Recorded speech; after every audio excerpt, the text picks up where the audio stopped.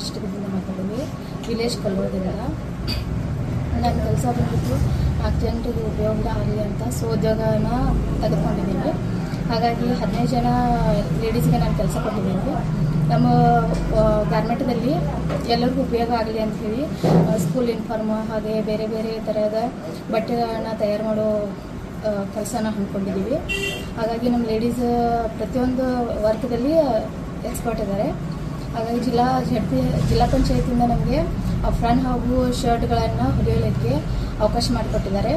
ಹಾಗಾಗಿ ನಮ್ಮ ಮಹಿಳೆಯರಿಗೆ ತುಂಬ ಅನುಕೂಲ ಆಗಿದೆ. ಹಾಗೆ ಮತ್ತೆ ಇನ್ನೂ ಹೆಚ್ಚು ಬೇಡಿಕೆಗಳು ನಮಗೆ ಬರಲಿ ಹಾಗೂ ನಮ್ಮ ಮಹಿಳೆಯರಿಗೆ ಅನುಕೂಲ ಆಗಲಿ ಅಂತ ಹೇಳಿಕೊಂಡು ನಾನು ಮತ್ತೆ ಪ್ರೋತ್ಸಾಹ ಆಗುತ್ತೆ ನನಗೆ ಅಂತ ಅಂದ್ಕೊಂಡಿದ್ದೀನಿ.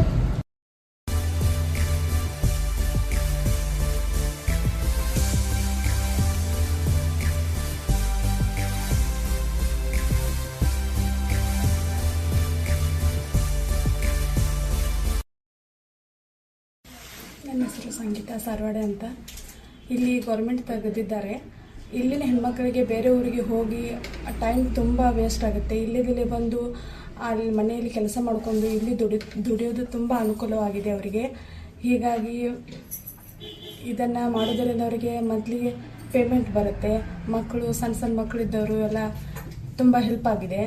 ಹಾಗೆ ಇದೇ ರೀತಿ ಸಂಘ ವತಿಯಿಂದ ಹಾಗೂ ಗೌರ್ಮೆಂಟ್ ವತಿಯಿಂದ ಇನ್ನೂ ಹೆಚ್ಚು ಅವರಿಗೆ ನಮಗೆ ಕೆಲಸವನ್ನು ಕೊಡಬೇಕಂತ ವಿನಂತಿಸಿಕೊಳ್ತೀನಿ.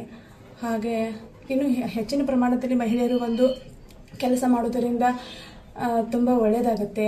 ಹಳ್ಳಿಯಲ್ಲಿ ಈ ಥರ ಇರೋದರಿಂದ ಬೇರೆ ಊರಿಗೆ ಹೋಗಿ ಬರುವುದು ಅವರಿಗೆ ತುಂಬ ಅನಾನುಕೂಲ ಆಗುತ್ತೆ. ಗಾಡಿ ಸಿಗುವುದಿಲ್ಲ. ಹಾಗೆ ಇಲ್ಲಿ ಮಾಡೋದರಿಂದ ಅನುಕೂಲವಾಗಿದೆ ಅಂತ ಹೇಳ್ತೀನಿ.